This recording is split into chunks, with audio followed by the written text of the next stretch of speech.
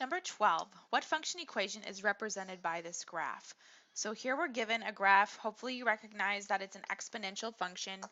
So we're going to be using our exponential, where's my pen? There it is. Our exponential function when we go to write it.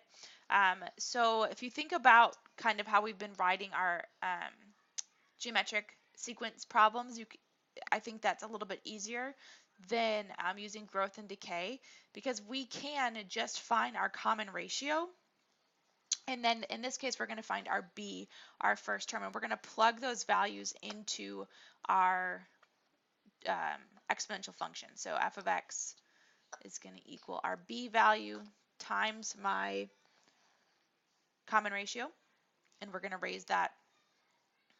Oh, I have x here, so I'm going to raise that to my x power. So my b, or my initial value, that's where it crosses the y-axis, just like in a linear function. So that's not any different. So here it crosses at 20, so my initial value is 20. Now my common ratio, we can think about it in terms. So if this is my first term, my value is at 50, and then the value of my 0 term is at 20. So I can divide those two, just like I would if I was looking at an or a geometric sequence. And 50 over 20, that common ratio, since we're doing exponentials, it is okay if you want to put this as a decimal. So we'd have 2.5.